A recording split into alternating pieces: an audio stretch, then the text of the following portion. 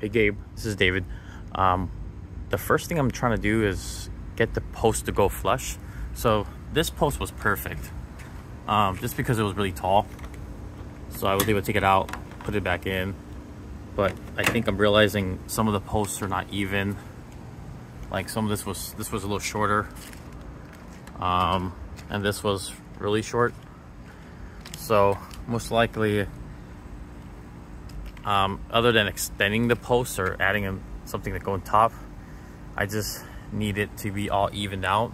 So unfortunately, that might mean that I might have to make this one here shorter. But that also means that if these are all going to be the same height, I noticed the weld marks are preventing it from being flush, like this one here.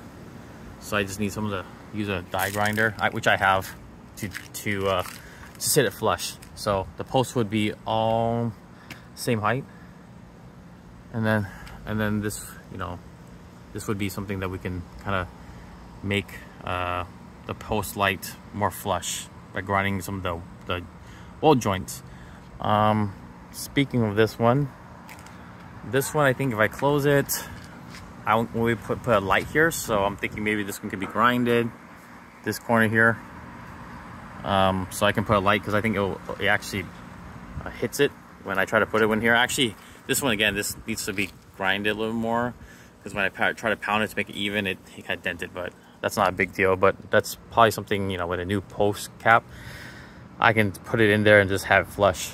For the gate, I haven't had a chance to screw this in, but I also realized I did put some rust inhibitor to prevent it from rusting, but I also realized I cannot bondo it to a point where it's perfect.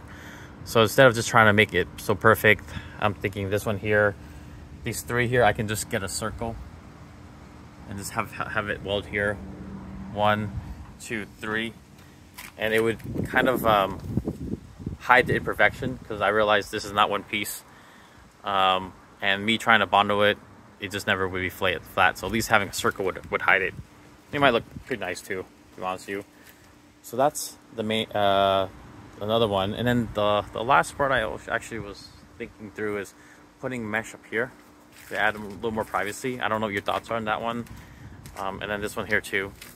I actually bought some mesh, but my wife's like, we can add more circles here, but I'm open to ideas.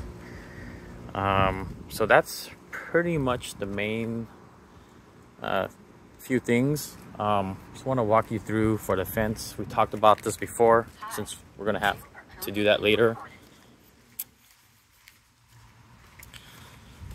I know you told me you have a limitation of how tall you can get a post, since I think 10 feet might be your limit, but I'm actually thinking right now is having a 6 feet fence here. And I know we talk about different style or design, so you can just leave, you can hide the top and front. But so this would be a 6 feet fence, but here, from here where it kind of goes down, it's a little lower here, I'm actually thinking of having it a tall fence. So it would be a 6 feet fence, and then it would have another top part of it, and it would go all the way here to the other side of the house. So that's about a good 150 feet. And I'm thinking that for this point, you might want to use 3 feet posts. For this one, I'm thinking you can use the cheapest one, because it would be behind this wood fence.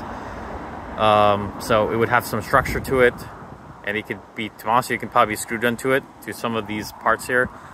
And then have 2x2 post. And then with the wood,